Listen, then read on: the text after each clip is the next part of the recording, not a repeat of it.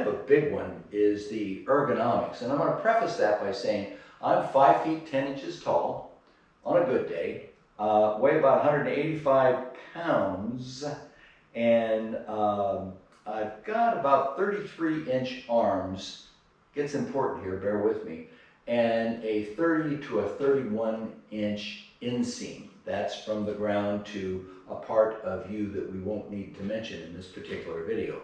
But those are my dimensions. How do they fit overall on the bike? Because that's going to be a difference. If you're 6'2", 6'3", it's going to be different for you. If you're 5'8", it's also going to be different for you. So what's the major difference? Well, this is remarked as being actually comfortable for a sport bike. And in terms of the sport bike world, yes, I suppose it is comfortable. Is it comfortable compared to a cruiser? Or for instance, my Aprilia Tuono, you're getting a little bit, maybe overuse the word comfortable there. But I'm going to get on the bike and show you what I mean. Comfortable for a sports bike. Hope I don't lose our sound here. Throw a leg over, stand her up. First thing I'm going to do, and I hope my feet are apparent here, but it's hard for me to flat foot on this machine. I'd say my heels are about 1 inch or so off the ground. I can flat foot on one side and just keep a little precarious balance here, but you want a full flat foot, you might have to do some other sort of a modification. So I'm going to guess you're going to need to be somewhere around 6 feet tall to actually be able to flat foot this machine. The knee bend. The knee bend is really not so bad. I have my friend Kevin's ZX-10R here for a comparable sample, for instance, and these are custom rear sets as applied by Rados during the build series.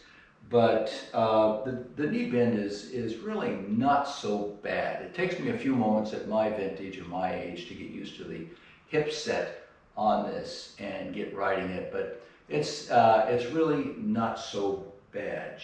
Excuse me.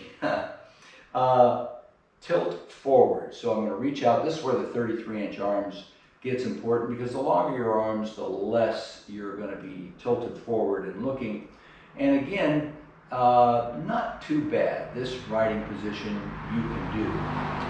Can you do it for 8 hours?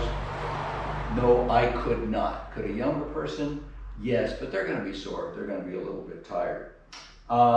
View ahead. Your face needs to be up like this to have a view ahead. Let me tilt my cat back here to give you an idea of what I mean.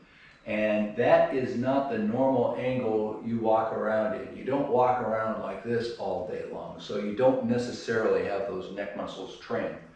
But you do like this on the machine, and for me, that's probably one of the earliest fatigue points. My neck does get tired because you do have to maintain that looking forward. Especially if you go down on a tuck, that angle gets even more acute. So that's where if I get tired, that's kind of where I begin to feel the fatigue. The pressure on your arms reaching forward, again, that's going to vary a bit on your arm length. I'm going to say it's I said 25% of a push-up before, but I'm going to say it's maybe 10% of a push-up. The controls fall readily to hand. Rear brake and gear shift is very comfortably reached, and you can do that. Those parts actually typically don't bother me. I can roll along like that for a long time. First thing that wears out, as I say, is the head tilt. Okay, let's set her back over on the side. Make sure I've covered the ergonomics note here.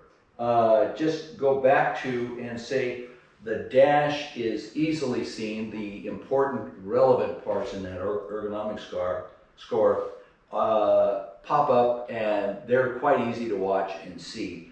The smaller menu items, if you wear glasses, if you need reading glasses as I do, the smaller menu items are hard to see. I wish one of the motorcycle manufacturers would come up with a way to perhaps magnify some of the smaller menu items as you go through them, but so far not so. They are small enough for me that this machine can be adjustable on the fly, but I can't do so because my visual acuity doesn't allow me to do so because I wear reading glasses. But RPMs, miles per hour, quite easily seen. The entire electronic suite and dash is such a big issue that I'm going to cover that on a separate vlog when I get to it. Okay, we got ergonomics. I had a little note here. Rear view mirror. The rear view mirror. Now, Jarrett Campisi loves bar end mirrors.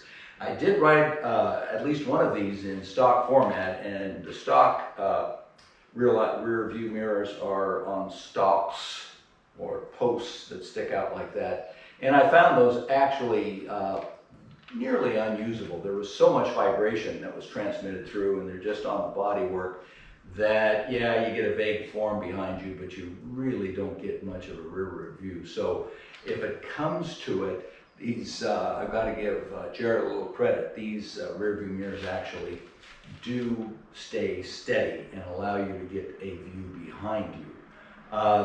Having said that, the best thing to do is to stay out in front and not necessarily worry about so much about who's behind you.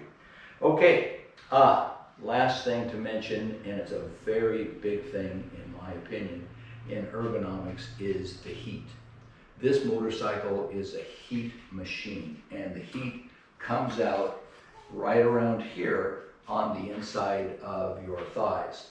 I have literally burnt myself in a day's ride on this machine.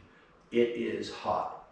I would say, in fact, it's warm enough that I do not wear riding jeans when I'm riding on this. I typically wear thicker pants, and I have even worn little thigh guards to keep the heat off of me. A lot of heat on this machine.